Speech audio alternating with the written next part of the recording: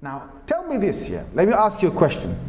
If at that moment when the baby is growing, at 5 months, 6 months, 7 months, imagine there's 2 twins. I just want you to imagine this, there's 2 twins.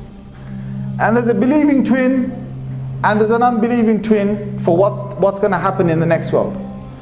And the believing twin says to its counterpart, it says, hey, listen bruv, me and you, we're going to be coming out here one day and we're going to go to another world. And the other one says, what are you talking about? What are you talking about? He said, listen, when we come out, we're going to see big space.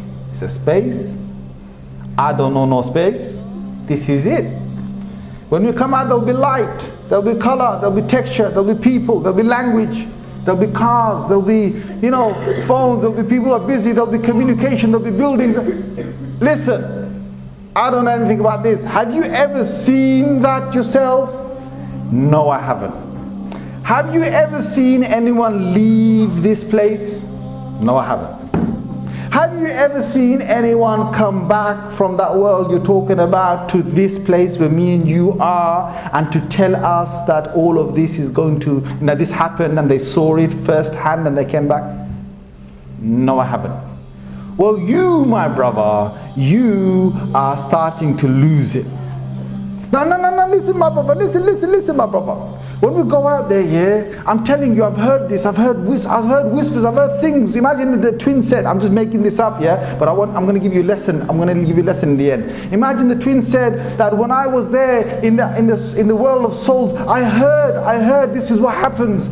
I heard this is what happens, and you go out, and you know what? When we go out, we have to live ourselves, we have to eat ourselves, we have to eat from here. Are you crazy? You ever see me, you eat from here? Because no, but I'm telling you, listen, I don't eat. I don't eat. I get provided, you get provided automatically. I don't know what you're talking about. And the believer will carry on giving all his evidences. And the disbeliever is denying all his evidences on what? On not seeing anything, on not having the experience, on not seeing anybody else come back and give them information, and it's all down to that. But we know both of those have to leave the womb. And when they leave the womb, you can imagine that there's going to be a great shock in that twin if he really never believed what's about to happen. Why have I just said that to you, my brothers and sisters? Because you know what? In this earth right now, the believers are saying to the people who don't believe in this, when we die from this world, this is the third world we're in. The first world was Alamul Arwah. The first transfer was to the mother's womb. The second world was the mother's womb. The second transfer was to this dunya. The third world is this dunya. This is our third life. Guys, wake up. This is our third life we're living.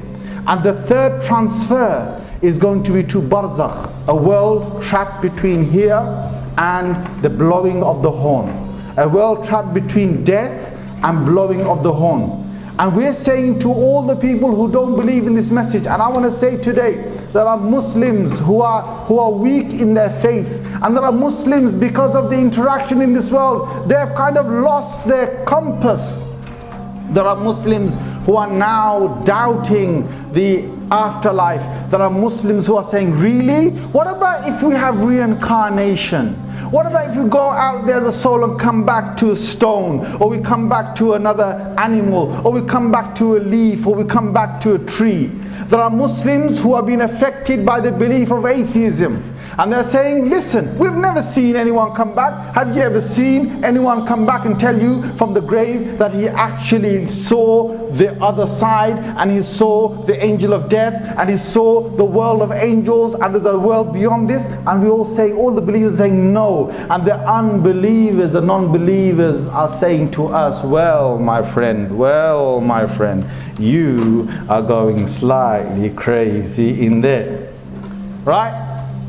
And we are saying, listen, when you go to that world, you're not going to be in this body anymore, you're going to be different. And they're going to say, yes, my friend, we've seen all the dead ones lying in their graves, my friend. You are hula baloos, and you are getting a bit cuckoos. Seriously.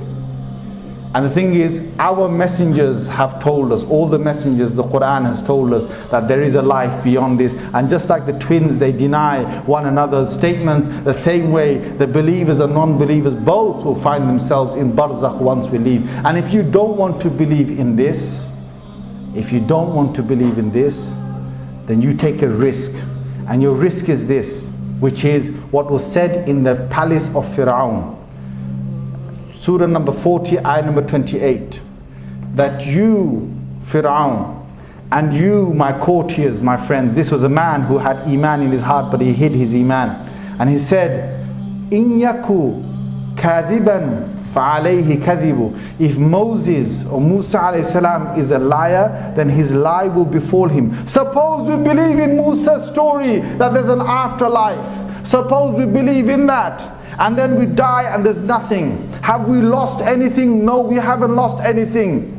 Have we lost anything? No, we haven't lost anything. But he said, وَإِن يَكُ صَادِقًا يُصِبُكُمْ بَعْضُ الَّذِي يَعِدُكُمْ. But if it turns out, then when we die, my courtiers, my friends, Fir'aun, when we die and we find out that Musa was right, then part of what he has said will befall us, and we will face the punishment for not believing in the message that he gave to us. Allahu Akbar.